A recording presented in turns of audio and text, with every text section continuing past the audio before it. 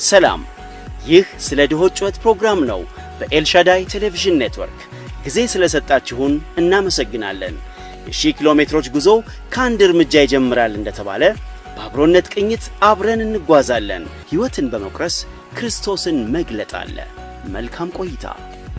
ሻሎም ሻሎም ቅዱሳን፣ የእግዚአብሔር ሰላም ከእናንተ ጋር ይሁን። ዛሬ ደግሞ ባለፈው ሳምንት በተለይ ያነሳ ነው ጥብቅና ጋር የተያዘ መልኩ ጥብቅና ከእግዚአብሔር ቃል አንጻር ምን መሆን እንዳለበት አይተናል። ምንም ትርጓሜ እንዳለው አይተናል። ከዛ ውጪ ደግሞ ሁሉም ሰው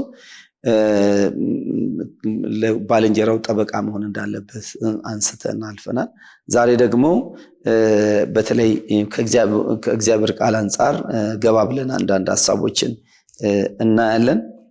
የመጀመሪያው አንዱ ሐሳብ ሉቃስ 18 ከ1 እስከ 6 ላይ ያለውን ቃል መነሻ በማድረግ የሕግ አገልግሎት ከድሆችና ከችግረኞች አኳያ ምን ገጽታ ቢኖረው ይሻላል ከዚህ ከሉቃስ 18 አንጻር ላንብበውና ሳይታክቱ ዘውትር ሊጸልዩ እንዲገባቸው የሚል ምሳሌ ነገራቸው። እንዲህ ሲል በአንዲት ከተማ እግዚአብሔርን የማይፈራ ሰውንም የማያፍር አንድ ዳኛ ነበረ። በዚያች ከተማ አንዲት መበለት ነበረች። ወደ እርሱም እየመጣች ከባለጋራዬ ጋር ፍረድልኝ ትል ነበር። አያለ ቀንም አልወደደም።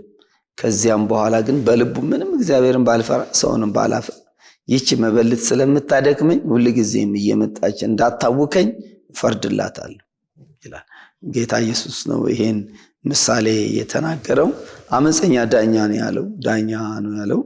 እንግዲህ በገሃዱ ዓለም ላይ የፍትህ አካል ውስጥ ትልቅ ሚና ከሚጫወቱ አንዱ ዳኞች ናቸው።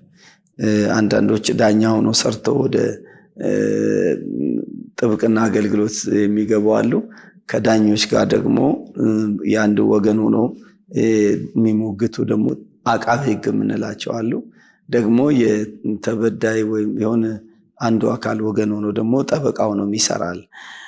ግን ይሄ ከዚህ አንጻር በተለይ ስለ ዳኛ ነው የሚያወራው። ግን በዚህ ማዕቀፍ ውስጥ አቃቤ ሕግም አለ፣ ጠበቃም አለ፣ ሕግ አማካሪዎችም አሉ። ሁሉንም የሚመለከት ነገር ነውና ከድሆችና ከችግረኞች አኳያ ምን ገጽታ ቢኖረው ይሻላል? ሁለት ተጠቃሽ አካላት አሉ እዚህ ውስጥ ሉቃስ 18 ከ1 እስከ 6 አንዷ መበለት ናት፣ አንዱ ዳኛ ሁለቱ ናቸው። በዳኛና በመበለት መካከል የሚደረግ የህይወት ጉዞን የሚያሳየውና ይሄን ምን ትላለህ? ይሄ የሉቃስ ወንጌል ምዕራፍ 18 ከቁጥር 1 እስከ 6 የተገለጸው ታሪክ ምሳሌያዊ ታሪክ ነው። በምሳሌ የተቀመጠ ነው። በአንድ ሀገር ላይ ይኖር ስለነበረ ስለ አንድ ዳኛ ነው የሚናገረው። የዳኛውን ባህሪ ይገልጸዋል። ያው ኖርማሊ ለምንድን ነው ይሄ ታሪክ የተነገረው ብለን ስንመለከት ከላይ ስናይ ጀስት እግዚአብሔርን ተግቶ መጸለይና መጠየቅ እንዳለባቸው ለሚጸልዩ ሰዎች እግዚአብሔር እንደሚመልስ ለመግለጽ ተብሎ የተገለጸ ታሪክ ነው። ሆኖም ግን እዚህ ጋር ይህንን ዳኛ ያስቀመጠበት አግባብ ጌታ ኢየሱስ የገለጸበት አግባብ በጣም ይገርመኛል። ዳኛው እግዚአብሔርን አይፈራም፣ ሰውንም አያፍርም። ምን አይነት ባህሪ ነው? እግዚአብሔርን ካልፈራ ሰውን ካላፈረ ፍትህ ከየት ይመጣል? ምንድነው ተስፋ የሚደረገው? ምንም ተስፋ የለም። በዛ ላይ ደግሞ ከዚህ ሰው ፍትህ ፍለጋ የመጣችው ሴት ትገርማለች። መበለት ነች። መበለት ማለት መጽሐፍ ቅዱሳዊ ምንድን ነው? አቅም የላትም። ባሏ የለም፣ ባሏ ሞቶባታል። ባል አልባ ነች። የሚፋረድላት፣ የሚሟገትላት፣ አይዞሽ የሚላት ከጎኗ ማንም የሌላት ሴት ነች። ይሄንን ከመበለትነቷ ባሻገር ለረጅም ጊዜ እየመጣች ትጨቀጭቀው ነበረ፣ ፍረድልኝ እያለች። አየህ፣ አጋዥ ቢኖራት ኖሮ ከእሷ ጋር ተከትሎ የመጣ ሰው ቢኖር ኖሮ ታርፍ ነበር። ግን እሷው ነች አሁን የምትመጣው፣ እሷው ነች አሁንም እየመጣች ያለችው። ፍረድልኝ ትለዋለች። ይሄ ዳኛ ደግሞ አይፈርድላትም። አሁንም ፍረድልኝ ትላለች። ጭራሽ ሰማት አይፈልግም። እሱ በሌላ ነገር ነው ቢዚ ሆነው። አትሊስት ሊሰሙ የሚችሉ ሰዎች በአይኑ ፊት ሞገስ ያገኙ ወይም ደግሞ እንደው በዘመኑ አጠራር የተሻለ ማንነት ያላቸው ናቸው አሁን በሱ ፊት ፍትህ የሚያገኙት። እቺ ሴት ግን ያን አይነት ፍትህ የማግኘት እድሉን አላገኘችም። ዳኛው ማንን ነው የሚወክለው? ቅድም ስታብራራው ነበር። በዚህ ክፍል የተቀመጠው ዳኛ የፍትህ አካላትን ሁሉ ሊወክል ይችላል፣ ከኔ ጭምር ማለት ነው። ምክንያቱም ለፍትሁ መሰጠት ወይም ትክክለኛ ፍትህ ለማግኘት የዳኛ ብቻ አስተዋጽኦ አይደለም። ዳኛ ብቻ አይደለም። ትክክለኛ ፍትህ ዳኛ እዛ ጋር በሁለቱ ተሟጋቾች መካከል ያለውን ኤቪደንስ ሰብስቦ ማስረጃ ሰብስቦ ሙግት ሰምቶ በጉዳዩ ላይ ይሄኛው ነው የተሻለ ሙግት ያቀረበ ብሎ ኢቫሉዌት አድርጎ ነው ውሳኔ የሚሰጠው። ውሳኔ ለመስጠት የተቀመጠው ከራሱ ሐሳብ ተነስቶ ዳኛ ውሳኔ አይሰጥም። ስለዚህ ለትክክለኛ ጀስቲስ ዋናውን ስፍራ የሚይዙ ማን ናቸው? በሁለቱ ወገኖች በኩል ቆመው የሚከራከሩት ጠበቆች ወይ ደግሞ አቃቢ ሕጉ ሊሆን ይችላል። ስለዚህ ዳኛው ከዛ ተነስቶ ነው የሚወስነው። የዚህ ዳኛ ባህሪ ግን የሚገርመው ነገር ሊሰማም ፈቃደኛ አይደለም። ሲጀመር የሴትዮዋ ሙግት ሊሰማ ፈቃደኛ አይደለም። መጽሐፍ ቅዱስ ስለዚህ ነው ቅድም ማነው በዚህ በኢዮብ መጽሐፍ ላይ እንመጣበታለን። በተለያዩ መጽሐፍቶች ላይ የተቀመጠ ብዙ ፖይንቶች አሉ። ከዘዳግም ላይ ያለውን ምሳሌ ላይ፣ መዝሙረ ዳዊት ላይ በፍትህ ዙሪያ ምን አይነት ባህሪ ምን አይነት ማንነት ሊኖረን ይገባል ትክክለኛ ፍትህ ለመስጠት? አንደኛ እግዚአብሔርን መፍራት አለበት አንድ ዳኛ ወይም አንድ የፍትህ አካል። በፍትህ ፊት ሲቀርብ ሰው፣ በህግ ፊት ሲቀርብ ሰው ማን ተብሎ ሊመዘን አይገባም። ባለው ባክግራውንድ ወይም ደግሞ በሀብቱ ብዛት፣ በትምህርቱ ብዛት፣ በእውቀቱ ብዛት በፍጹም ኢቫሉዌት ሊደረግ አይገባም። እቺን ሴት ግን አቢዩዝ አድርጓታል ዳኛው፣ በጣም አድርጎ ወርቷታል። ስለዚህ ምንድነው መሆን ያለበት ስትመለከት? እግዚአብሔርን አይፈራም። እግዚአብሔርን መፍራት የፍትህ መሰረት ነው ብያለሁ። የህግ በዚህ ላይ ሴትዮዋ ምንድነው የጠየቀችው? በዚህ ፖይንት ላይ ስንመለከት አንደኛ ሲኪንግ ነው። ምንድነው ሲኪንግ? ጀስቲስ ነው። በቃ ፍትህ ፍለጋ ነው የመጣው ሴትዮዋ። ፍትህ ፍለጋ የመጣን ሰው ራሳቸው መከላከል የማይችሉ ራሳቸው መቆም የማይችሉ ሰዎች ፍትህ ፍለጋ ሲመጡ እግዚአብሔርን በመፍራት መንፈስ ምን ልናደርጋቸው ይገባል? ልናግዛቸው ይገባል። ፍትህ ልንሰጣቸው ይገባል። ጨቅጭቀው አይደለም። ስለ ጭቅጭቋ ነው የሚለው። እንደው ከምን የተነሳ ፈረደላት? አሁን ለዚህ ሴትዮ በትክክል ኬዟን አይቶ ነው የፈረደላት? በትክክል ጉዳዩን አይቶ ትኩረት ሰጥቶ አክብሮ ነው ያደረገ? አይደለም። እንዳይጨቀጨቅ እንዳይደክመው ሰለቸው ከፊቴ ዞር ላርጋት ላግልላት በሚል መንፈስ ነው የወሰነላት። ፍትህ ግን እንደሱ አይሰጥም። ስለዚህ ብዙ ጊዜ ማድረግ ያለብን ምንድነው? እኔ የማስበው ወደ እኔ ይመጣሉ ሰዎች እኮ ጉዳይ ይዘው ይመጣሉ። የኔ ኤክስፒሪየንስ ምንድነው በዚህ ጉዳይ ላይ መሰለህ? ጉዳይ ይዘው ይመጣሉ ሰዎች ወደ እኔ ጋር። ጉዳይ ይዘው ሲመጡ መጀመሪያ ስለ ጉዳያቸው ነው የምጠይቃቸው። ጉዳያቸው ነፃ ሆኖ ጉዳያቸው እንዲያወሩ። ለምን? በብዙ ችግር ነው የመጡት አንተ ጋር። የመጨረሻ አማራጫቸው ነው ሰው ተስፋ አድርገው ነው። አዎ፣ ወይ ደግሞ የመጨረሻ አማራጫቸው ነው። ወደ ፍርድ ቤትም ሆነ ወደ ህግ አካል የሚሄዱት እኮ ሰዎች በብዙ አቅጣጫ ሞክሮ ነገሮች ሳይሆንላቸው ሲቀሩ አትሊስት ፍትህ ላጊ ብለው ነው የሚመጡት። ተቸግረው ነው የሚመጡት። ስለዚህ ሲመጡ መጀመሪያ ሸክማቸው ማቅለል ነው የሚገባ። እዚህ ቦታ ላይ ግን ያለ ዳኛ አይደለም ጉዳዩን ሊሰማ ፍትሁንም በአግባቡ ሊሰጣት አልፈለገም።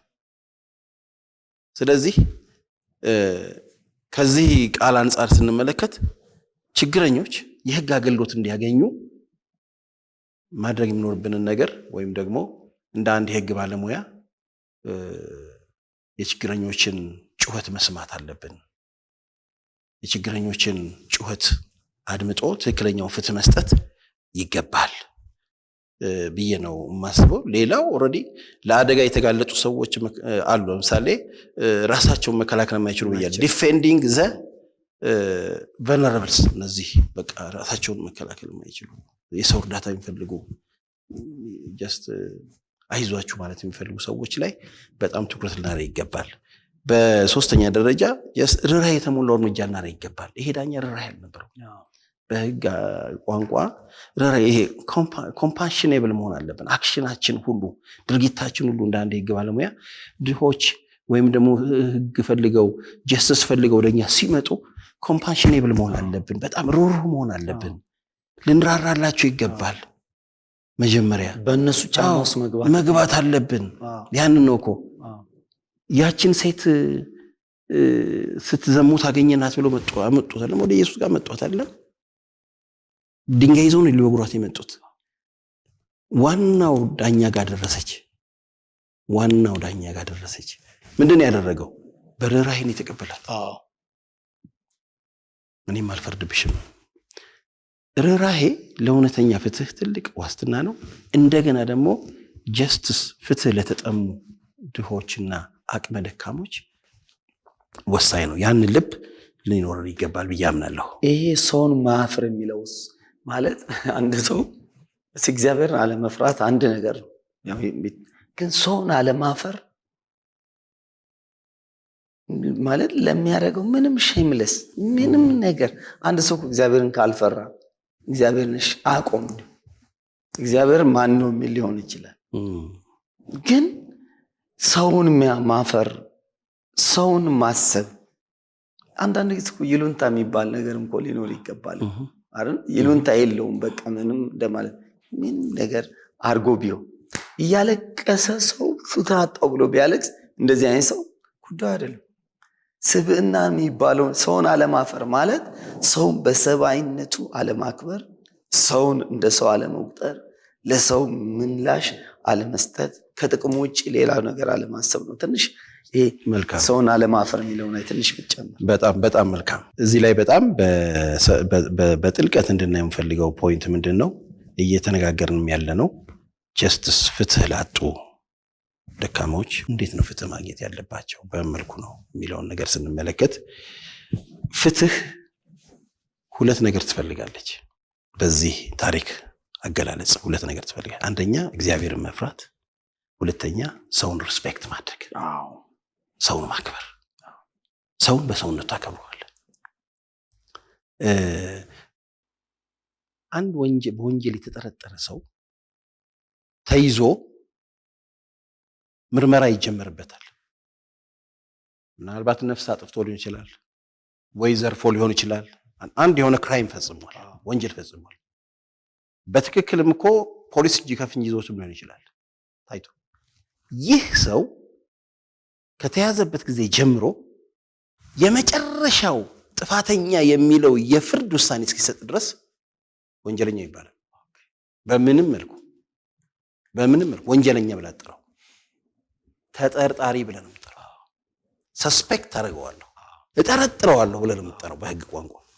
ይሄ ማለት ነው ሰው በሰውነቱ መከበር አለበት። ዳኛም ፊት ሲቀርብ፣ መርማሪ ፖሊስም ፊት ሲቀርብ፣ አቃቢ ህግም ፊት ሲቀርብ ይህ ሰው ምን ተብሎ ነው? ጀስት ሰብአዊነቱ ምንም መነካት የለበትም ጥፋተኝነቱ እስካልተረጋገጠ ድረስ እና ተጠርጣሪ የከሌ ተብሎ ነው የሚጠራው። ተጠርጣሪ ከሌ። ስለዚህ ምንድነው መሆን ያለበት? ሰውን ልናከብረው ይገባል። ይህ ሰው ግን ምን የለውም? ይህ ዳኛ ሼምለስ ነው። ሰውን አያፍርም፣ ምንም አይመስለውም። በዚህ አይነት ካራክተር፣ በዚህ አይነት ባህሪ በፍጹም አይታሰብም። ፍትህ አይታሰብም። ፍትህ ርህራሄ ትፈልጋለህ። ይሄ ግድ ነው። ኮምፓሽን ይፈልጋል። አዎ በጣም ሪስፔክትፉል መሆን አለብህ። በቃ ምን ሪስፔክት፣ በቃ አንድን ሰው በሰውነቱ ሪስፔክት ማድረግ አለብህ። ዳሃዩን አብታም ምንም እሱ በፍጹም በሰውነቱ ሰው ሆኖ እስከመጣ ድረስ አለቀ። ምንም ይሁን ምን የለበሰው ልብስ ምንም ይልበስ፣ ምንም ያድርግ፣ ምንም አይነት ጫማ ይጫማ፣ ያ ሰው ሰው ነው፣ ፍትህ ፊት ቀርቧል፣ እኩል ነው። በዚህ ሰው ላይ ግን እንዲህ አይነቱ ባህሪ የለም። እንዲህ አይነቱ ክራይቴሪያ በቃ ዋና የሚባለውን ክራይቴሪያ አጥቶታል ይሄ ዳኛ። ዳኞች ብዙ ዳኞችን አውቃለሁ። በጣም ብዙዎቹ ሬስፔክት ያደርጋሉ በፊታቸው የሚቆሙትን ተከራካሪዎች። እንደየእምነታቸው ሁሉም ዳኞች እንደየእምነታቸው የሚያመልኩትን ይፈራሉ፣ ያከብራሉ። አይቻለሁ። በአንጻሩ ደግሞ የተወሰኑ ደግሞ ታገኛለህ በዚህ አይነት ካራክተር የተሞሉ ጥቂት በጣት የሚቆጠሩ እግዚአብሔርን የማይፈሩ ሰውንም የማያከብሩ ሲሆኑ ፍትሁም ይታወቃል። እና ሰውን መፍራት ማለት ከሂውማኒቲ ጋር የተያዘ ነው፣ ከሂውማን ራይት ጋር የተያዘ ነው፣ ከሰብአዊ መብት ጋር የተያዘ ነው። እግዚአብሔር ይመስገን። ጌታ ይክበር። በጣም ይሄን በዚህ መልኩ ሉቃስን ማየት ከቻልን አንድ ክፍልም ከዚህ ጋር አያይዘን ማየት ብንችል በተለይ ከኢዮብ 29 ጋር አያይዘን ማየት ብንችል ደስ ይለኛል። ኢዮብ በተለይ ኢዮብን ከሕግ በፊት የነበረ ሰው ነው። ከሕግ በፊት በእነ አብርሃም ዘመን ቀጥሎ የነበረ ሰው እንደሆነ ይነገራል። ሕግ ሳይወጣ በተለይ ይሄ 600 ምናምን የሚባለው የሞራል ሕጎች በሙሴ በኩል እግዚአብሔር የተናገራቸው እያንዳንዱ ሕጎች ዛሬ እነኛ ሕጎች ናቸው እንዲሁም የሚመስለኝ የራሱ መልክ የራሱ አውድ እየያዙ እየተቀየሩ የመጡት። ትክክል። ዘዳግም ስናነብ እያንዳንዱን ክፍል ዘጸአት ላይ ስናነብ በደንብ የምናያቸው እያንዳንዱ የሰረቀ እጅ ይቆረጥ እስኪል ድረስ በብዙ አቅጣጫ ፍትህና እንዲሁም መቅጫውን ሕግ ጭምር ነው አስቀምጦት ያለው። እነኚህ ሕጎች ከመምጣታቸው በፊት በዚያ ከነበረበት በፊት ቀድሞ የነበረ ሰው ኢዮብ እንደሆነ ይነገራል። እና ብዙውን የኢዮብን ክፍል ማንሳት ባንችልም ኢዮብ 29 ላይ ያለውን ቃል ብናነሳ ደስ ይለኛል። ኢዮብ 29 ላይ ያለውን ቃል ቁጥር 15 አካባቢ ይሄን ነገር አለፍ ብለን ብናይ ቁጥር 14 ጀምሮ ጽድቅን ለበስኩ እርሷም ለበሰች፣ ፍርዴም እንደ መጎናጸፊያና እንደ ኩፋር ነበረ። ለዕውሩን ዓይን ለአንካሳው እግር ነበርኩ። ለድሃ አባት የማላቀውንም ሰው ሙግት መረመርኩ። የኃጢአተኛውን መንጋጋ ሰበርኩ፣ የነጠቀውንም ከጥርሱ አስጣልኩ ይላል። የነጠቀውን በጣም ደስ የሚል ቃል እዚህ ቁጥር 16 ላይ የማላቀውን ሰው ሙግት መረመርኩ። ይህ ቀጥታ በቃ ወይ ጠበቃ ነው ቁጭ ብሎ ወይ ዳኛ ነው ሙግቱን የሚመረምር። ከዛ ውጭ የተነጠቀውን ነገር ከጥርሱ አስጣልኩ ማለት ያስጣለው ከእጁ ቢሆን አልተበላም፣ ጎርሶት እንደማለት ነው አይደል?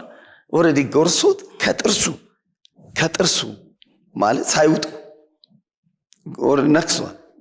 ነክሷል፣ ግን ሳይውጠው ከጥርሱ አስጣልኩ።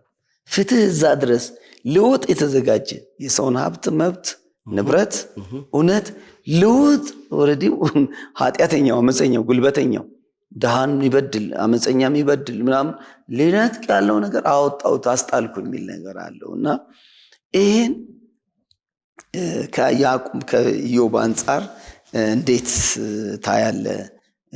በዚህ ጉዳይ ላይ የፍትህ ተግባር በምን መልክ ነው መገለጥ አለበት ትላለ ከኢዮብ አንጻር?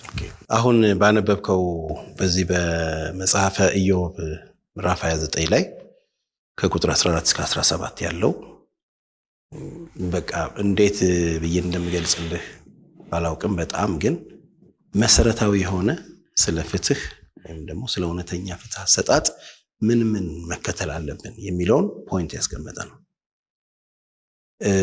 ኢዮብ በህይወቱ የተለማመደውን ያለፈበትን ነገር ነው እየገለጸልን ያለው። እውነተኛ ፍትህ ለማግኘት በእውነት መቆም አለብን። ጽድቅንና ፍትህን አንድ ላይ ነው የሚያገናኛቸው። ጽድቅና ፍትህ አይተ እንደሆነ ጽድቅንና ፍትህን ያገናኛቸዋል። ጽድቅን ለበስሁ እርሷም ለበሰችኝ። መጀመሪያ ሰው ወደ ፍትህ ከመሄዱ በፊት በጽድቅ ሊኖር ይገባዋል። ጽድቅ በጣም ወሳኝ ነው። ጽድቅን ለበሱ ይልና አሁን ስለ ልብስ ሲናገር ስለ ልብስ ትንሽ እናወራ። ልብስ ምንድን ነው ብለህ ከመሰረታዊ ፍላጎቶች መካከል አንዱ ነው ልብስ አይደል? በሰው ልጅ ዋናው ነገር ነው። ጽድቅ እንደዚሁ ለሰው ልጆች ፍትህ ለማግኘት መሰረታዊ ነገር ነው። ጽድቅን ለበስኩ ነው የሚለው። ከዛ አስቀጥሎ ፍትህ ጋር ይመጣና ምንድን ነው የሚለው? ፍርዴን እንደ መጎናጸፊያ እንደ ኩፋርም ነበር ያለው። ኩፋር ማለት ጥምጥም ማለት ነው። ጠመጥምኩ። አየህ፣ መጀመሪያ በጽድቅ ስትቆም ምን ታመጣለህ? እውነተኛ ፍትህ ታመጣለህ። የኢዮብ ህይወት ያ ነው። ህይወቱ በምን የተሞላ? በጽድቅ የተሞላ ነው። ታሪኩን ስንመረምር አይደለም ስለ ራሱ ስለ ልጆቹ ኃጢአት ራሱ በእግዚአብሔር ፊት ንስሐ የሚገባ ሰው ነው ኢዮብ። ምን ያህል በጽድቅ ይኖር እንደነበረ እናውቃለን ህይወቱ። በዚህ ላይ ግን ምን ጨምሯል? ስለ ሌላው መሟገት፣ ስለ ሌላው መጮህ ላልቻለው ጩኸት ሆኖለታል፣ ጩኸት ሆኖለታል። መሟገት ላልቻለው እሱ ተሟጋች ሆኗል። እንዲያውም አንዳንድ ጊዜ ምኑን መረመርኩ ይላል? ሙግቱን መረመርኩ ነው የሚለው። ኬዙን ማለት ነው። ኬዙ ጉዳዩን አየሁት። የማላውቀውን እኮ ነው። አይገርምም? እኔ በጣም እኮ አስገራሚ ነው እኮ የዚህ የኢዮብ የጽድቅ ዘመዱን ምናምን አይደለም አላውቀውም አይደለም፣ ግን ሲጠቃ አይቷል እኮ ሲጎዳ አይቷል እኮ። ያንን የዛን ሰው ጉዳይ ምንም አይመለከተውም እኮ፣ ግን እስከዛ ድረስ ዘልቆ ገብቷል። ጉዳዩ መመርመር፣ ሙግቱን ማየት ጀመርኩኝ። ምንድነው ይሄ ነገር? ከዛስ ቆምኩለት። በቃ ይሄ ነገር ልክ አይደለም አልኩኝ። የኢዮብ ህይወት የጽድቅ ህይወቱ አስገራሚ ነው። በዚህ በጽድቅ ህይወቱ ምን ያደርግ ነበረ? መገለጫው ምን ነበር? አንደኛው መገለጫው ለጽድቅ ህይወቱ ለሌሎች ለተገፉት ምን ያደርግ ነበር? ይሟገት ነበር።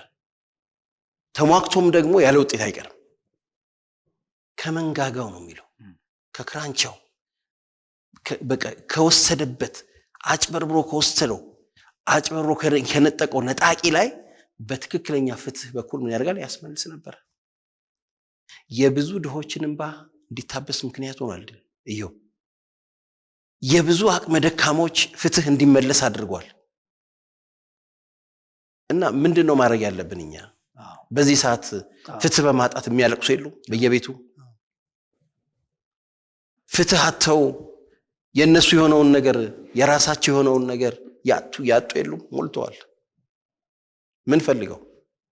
ፍትህ ፈልገው። ለነሱ ልንቆምላቸው ይገባል። ለድሆች አላቆም ልንል አይገባም። በፍጹም እኔ አይመለከተኝም የሚለው ነገር የለም። ኢዮብ አልፎ ሄዷል። የማያውቀውን ጉዳይ መርምሯል። እኛ ጉዳያችን ከፍትህ ጋር ነው። እኛ ጉዳያችን ከተያዘው እውነተኛ መንገድ ጋር ነው።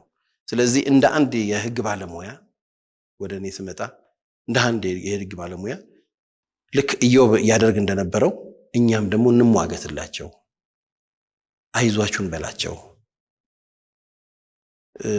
ይሄን በማድረግ ልናግዛቸው ይችላል። ለምሳሌ አሁን ፍርድ ቤት አካባቢ ብትሄድ ፓስተር ማመልከቻ ማጻፊያ ራሱ አተው ማመልከቻ በሳንቲም አለ የሚጻፍ አተው በቃ ታገኛቸዋል። ቀላል ይመስላል፣ ግን ለነሱ ትልቅ ነው። አትሊስት ብናግዛቸው አቅጣጫ የሚያጡ ወዴት ልሂድ ብለው ምሪት ጠይቀዋል። በዚህ በኩል ሂዱ ብላቸው የሚያማክራቸው አተው ግራ ገብቷቸው ቆሞ ታገኛቸዋለህ። ጠጋ ብለህ ምንድነው ችግርሽ ብትላቸው ተስፋቸውን ታድስላቸዋለህ። ይሄ በፍርድ ቤት አካባቢ በምኖርበት አካባቢ እኔ እግዚአብሔር ይመስገን ይደውላሉ ስልኬ ላይ ብዙ ሰዎች። መስጠት የሚኖርብኝ የህግ ምክር ሰጣቸዋለሁ፣ አማክራቸዋለሁ። አቅመ ደካሞች መተው ልመልስ አልችልም። አገልጋይም ነኝ እኔ። እግዚአብሔርንም ህዝብ ማገለግል ሰው ነኝ። እንዳልኩ ይሄንን ስራዬን በትርፍ ጊዜ ነው የምሰራው። ዋናው ስራችን ኢየሱስ ነው። ስለዚህ ሁላችንም እግዚአብሔር እንደዚህ በእውነት እንደ ኢዮብ ይባርከን። አሜን። ጌታ ኢየሱስ ይባርክ። በኤልሻዳይ ቴሌቪዥን ፕሮግራም ተመልካዮቻችን ፕሮግራማችን ይቀጥላል። እግዚአብሔር ዘመናችን ይባርክ። ይህን ክፍል በዚሁ እናጠቃላለን። ተባረኩ። ሰላም። ይህ ስለ ድሆች ጩኸት ፕሮግራም ነው። በኤልሻዳይ ቴሌቪዥን ኔትወርክ ጊዜ ስለሰጣችሁን እናመሰግናለን። የ1000 ኪሎ ሜትሮች ጉዞ ከአንድ እርምጃ ይጀምራል እንደተባለ በአብሮነት ቅኝት አብረን እንጓዛለን። ሕይወትን በመቁረስ ክርስቶስን መግለጥ አለ። መልካም ቆይታ።